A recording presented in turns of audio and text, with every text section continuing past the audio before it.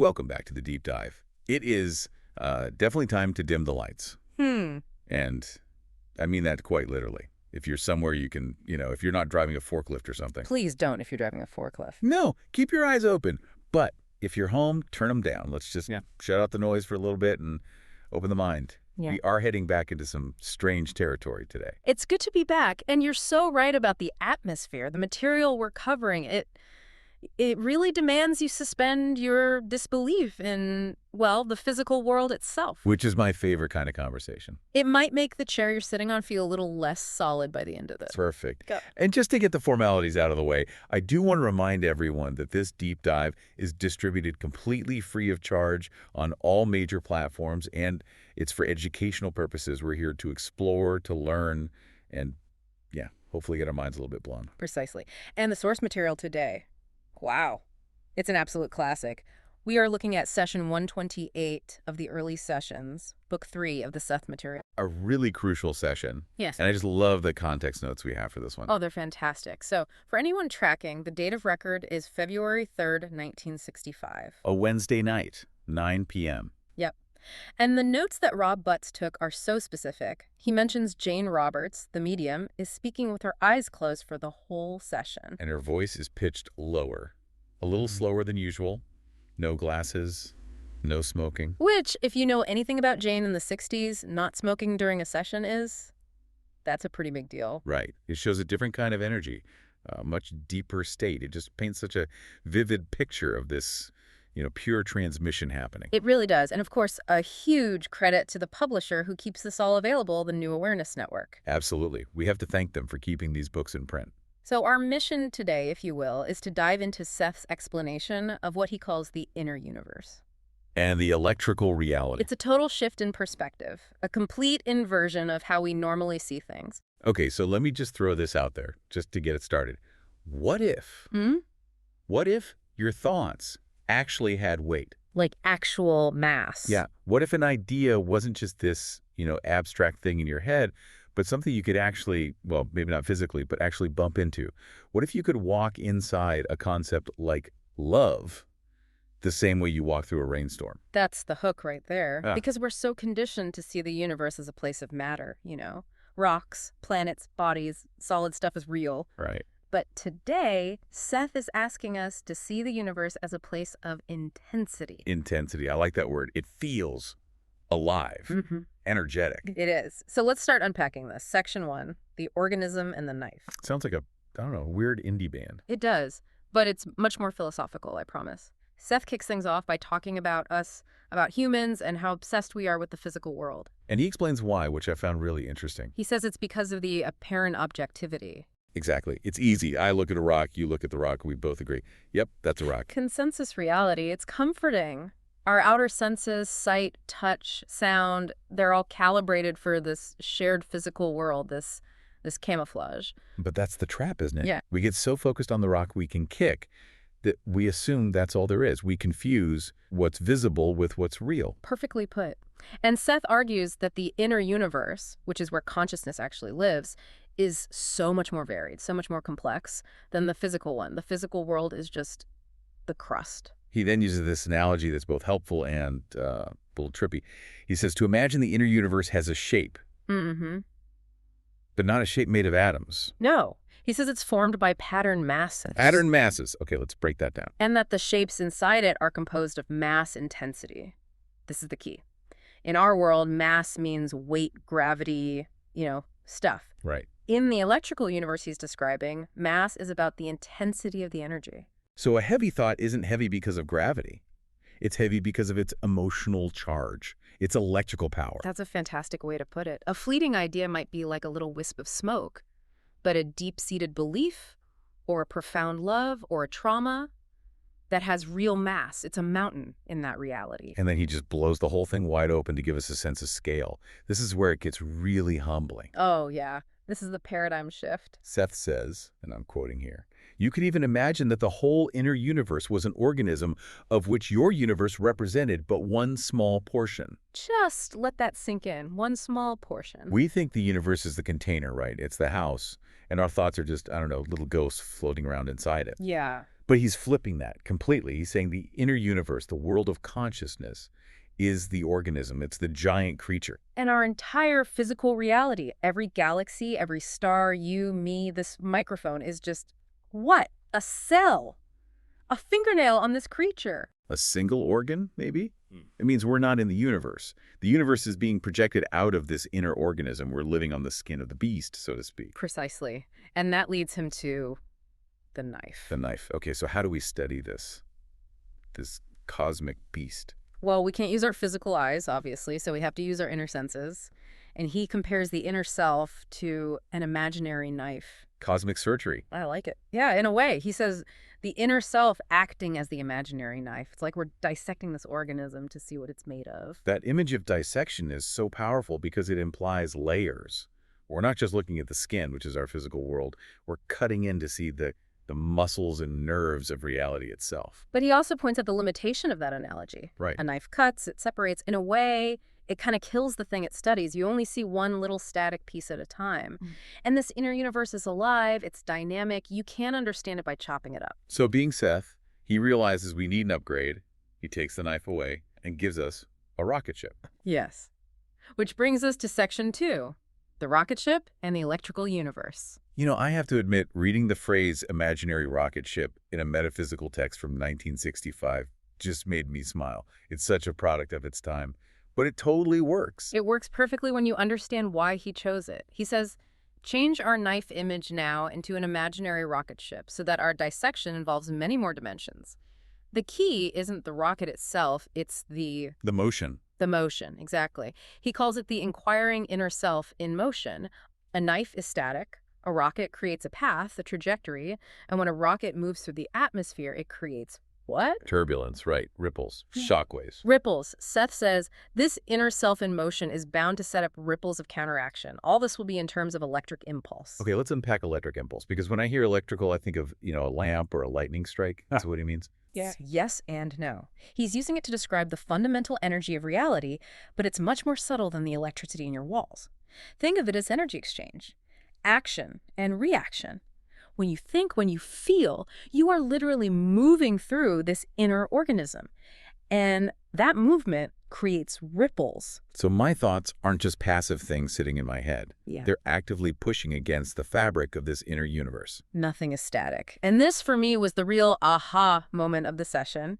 He explains that realities are built from these counteractions, but, and this is the huge part, he says, all psychological realities and experiences which are not materialized within the physical universe have their actual reality and existence within the electrical universe. But Seth is saying that in the electrical universe, that thought, that whole scenario, it actually exists. It has existence. It has validity. It's a real structure made of electrical impulses. Just because it didn't manage to cross the barrier into physical matter doesn't mean it just vanished. It exists in inner reality. That is actually really comforting. It means no potential is ever truly lost. The road not taken was in fact taken, just on a different plane. Exactly. The energy is conserved. It just lives in a different medium. And this leads directly to his point about thoughts having shape. Thoughts have shape in terms of intensity mass. This is one I struggled with because I can't see my thoughts. I mean, I can visualize a car, but I know it's not actually there. And he anticipates that objection. He says, you cannot see their shape. Your outer senses do not perceive it. But then he gives us the dream analogy. In a dream, you see shapes, right? You see people and places. Yeah, they seem totally solid while I'm in the dream. But your physical eyes are closed. You're not seeing with your eyes. You're perceiving an electrical reality that you've constructed. Seth says, even then, we're breaking it down into simpler terms for our own benefit. We take the raw electricity of a feeling and we project an image of a scary monster over it so our conscious mind has something to look at. So the monster in the dream is just a symbol for an energy intensity. It's a translation, exactly. And he knows this sounds weird. He actually says, if all of this sounds far-fetched. I love that he does that. He knows his audience. He says, remember that the shapes that you perceive meaningful, many other species within your own field cannot perceive at all. That's the classic dog whistle argument. Pretty much. Just because you can't hear the sound doesn't mean the sound waves aren't real. Just because you can't see the geometric shape of your anxiety doesn't mean it doesn't have a structure in the electrical universe. It makes you wonder what kind of invisible architecture we're walking around in all day. Like, if I'm in a really bad mood, am I carrying this giant jagged electrical cloud around me. In a very real sense, yes. And that cloud, that boulder, creates ripples that affect the reality around you. It's like the law of attraction, but explained with physics. You are literally broadcasting a shape that interacts with the organism of the universe. It just completely blurs the line between subjective and objective. We think my feelings are subjective, but this rock is objective. And Seth is saying, no, they're both objective realities. They just exist in different mediums. One is matter, one is electrical intensity, and the electrical one is arguably more real. Because it's the source. It's the source. Which is a perfect transition to the structure of us. Section 3, the body as camouflage. If my thoughts are electrical, yeah, what is this thing I'm walking around in? the meat suit. Well, Seth is very, very clear here. He makes a distinction between the brain and the mind. And this is something modern science still really struggles with. Oh, for sure. We tend to think brain equals mind. Yeah. We damage the brain, the mind changes. So we just assume the mind is a byproduct of the brain. Seth says no. The brain is a physical organ. Its job is camouflage manipulation. Camouflage manipulation. I love that phrase. It sounds so tactical. It is. The physical world is the camouflage. It's pure energy disguised as matter. And the brain is the specialized tool we evolved to navigate that camouflage. It helps you pour coffee without spilling it. It helps you drive a car. So the brain is the hardware interface for this specific physical reality. It's the VR headset. That's a perfect analogy. He says the brain does not have a primary existence within the electrical universe. It's a secondary thing. It's of the earth. But the mind? The mind is purely electrical. It belongs to that inner universe. The mind is the user wearing the headset. So we've got this duality happening. An electrical mind operating a physical brain. And it goes deeper. He says the physical body itself is formed about its electrical counterpart. Formed about. So the electrical body is there first. Yes, like a magnetic field that iron filings arrange themselves around. You have the electrical counterpart, which is you, and the physical atoms just sort of coalesce around that pattern to form the body you see in the mirror. They're intertwined, but in different dimensions. Which, of course, leads to the big question, the ultimate one. What happens when we die? Transition. Right. If the brain shuts down, does the mind just blink out? Seth is very direct. He says, the camouflage material will be discarded. Goodbye, meat suit. But, he says, all the knowledge gained by the present ego is retained in electrical form, as is all experience so retained. You know, that is so incredibly relieving to hear. I think so many people have this deep fear that they are just their neurons. And when the neurons stop firing, it's just lights out. Mm-hmm. And he's saying, no, the you is the electricity. The neurons were just the wires you were using for this lifetime. Exactly. The software doesn't die when you smash the computer. It's saved to the cloud, or in this case, the electrical universe. Okay, but this next part is where it gets really interesting and kind of funny. What happens right after you discard the body? Are you just like a floating ball of light? Not necessarily. He says the idea image of the physical body is, of course, retained by the individual. So I can still look like me if I want to. You can. You keep the blueprint, the idea image. You can project it if you want. But he points out it's no longer necessary for locomotion. Right. You don't need legs to get around when you can just think yourself somewhere else. Exactly. But then he talks about the senses. All our physical senses, taste, touch, sight, they are electrically coded, which means They can be played back. with codified memory, any sensuous or sensual data that has been experienced may be experienced again. This is where I started thinking about phantom pizza. It's a totally valid thought. So, okay, I passed on. Okay. I don't have a tongue, no stomach. But I have the memory of the best slice of pizza I ever ate. Seth is saying I can just play back that sensory data and experience it again, just as vividly. Yes, because the experience was never really in your tongue in the first place. It was in the electrical interpretation of the signals from your tongue.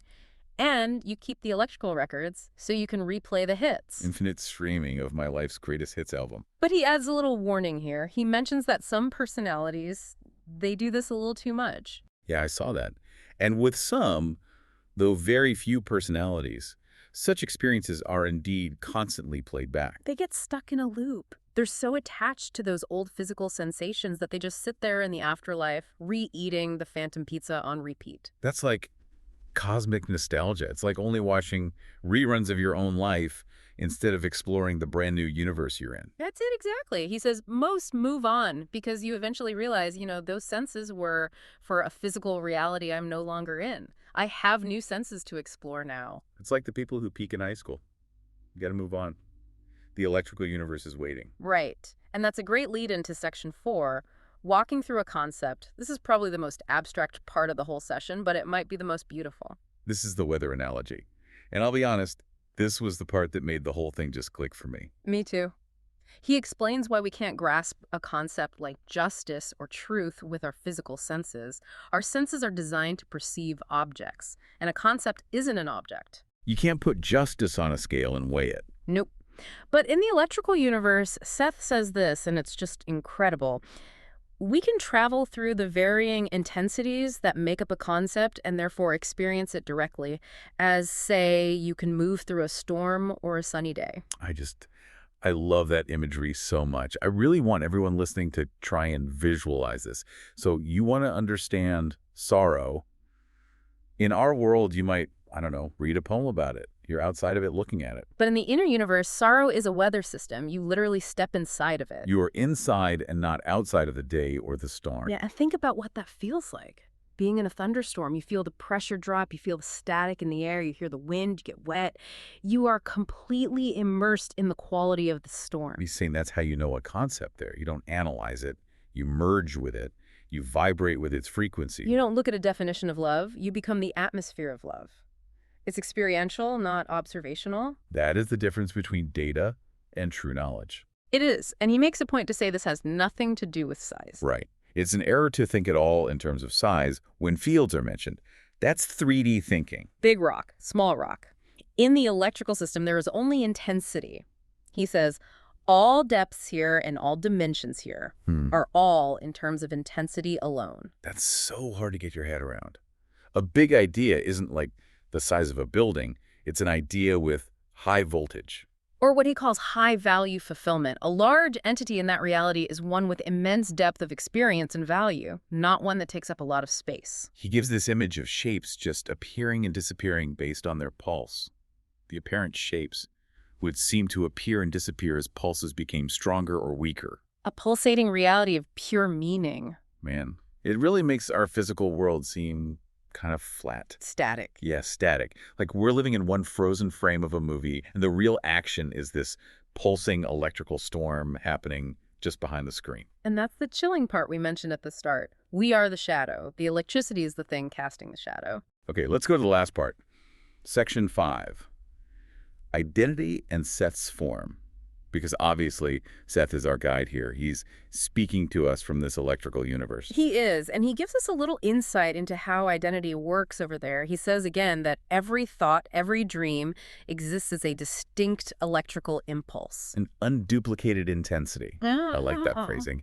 No two thoughts are ever exactly alike. And here's the kicker. He says these impulses, they exist as a part of the electrical pattern of that personality who originally created it, but it does also exist independently of him. So we're trailing this wake of electrical creations behind us. We're like comets. We move through reality and we leave this trail of our thoughts, our dreams, our fears. They're connected to us, but they also take on a life of their own. That is a heavy responsibility. It is. We are constant creators. So what about Seth himself? He doesn't have a body. He's using Jane's voice. What is he? He touches on that. He says, I told you at one time that my form is somehow a man's form. I use the form rarely. So he can project that image if he needs to. If he needs to relate to us, yeah. But his true nature, he says, the electric reality of it, coded in a particular range of intensities, is now in my possession in what you may call capsule form. Capsule form.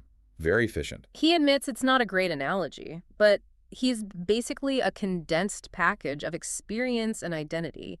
He teases the idea of pyramid gestalts, which he explores way later, but it implies this very complex, multi-layered structure of consciousness. And he says that's how all of us are built. Each inner self is a particular range of electrical intensities. That's your soul's fingerprint, your unique frequency range. Within that range, your identity is secure. These ranges look minute but contain eons of experience. That's the fractal nature of it all. It looks small from one perspective, but inside, it contains universes. It's the TARDIS from Doctor Who. Bigger on the inside. That is the perfect analogy for the inner self. It's bigger on the inside because it exists in a dimension of value, not of space. The session ends so abruptly, though. It does. Seth just says, I am going to end our session. And the notes from Rob explain that Jane felt Seth had more to say, but that he stopped because she had reached her limit. She was fried. Absolutely. Channeling this kind of super technical, abstract stuff must take a huge toll on the physical system. You're trying to translate these immense concepts into, simple English words. He pulled the plug to save the fuse. Exactly. Okay, so let's try to wrap this up. Let's synthesize.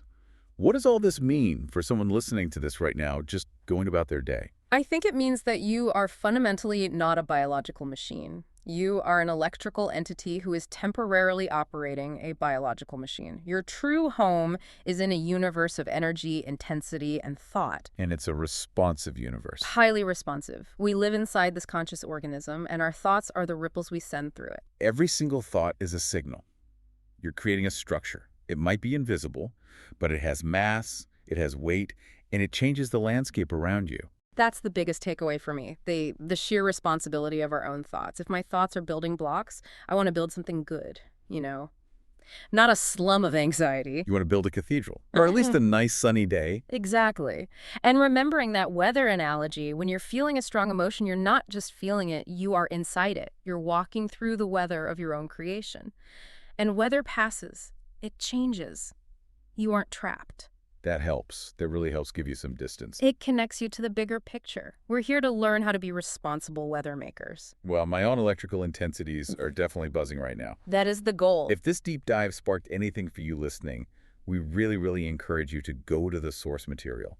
Don't just take our word for any of this. Absolutely not. The nuance in Seth's original words is it's unbeatable. You can find the early sessions and all the Seth books through the New Awareness Network.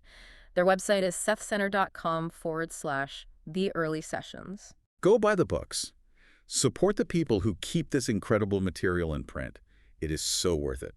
And of course, this deep dive is distributed free of charge for educational purposes. We just want to get the conversation started. Before we sign off, I just want to leave you with one last thing to chew on today. Go for it. So we've talked about how thoughts have shape and mass in this electrical universe and how we're constantly building structures with our minds. So my question is, if you could put on a pair of electrical goggles right now and see the shapes you've built all around you, what would you see? Are you standing inside a beautiful, stable structure, or are you caught in a chaotic storm of sharp edges that you built yourself? And more importantly, if you don't like what you see, are you ready to start building something new? Exactly. You've got the tools, you've got the electricity, start building. Well said. Thanks for diving deep with us. We'll see you in the next reality. Good evening. Bye, everyone.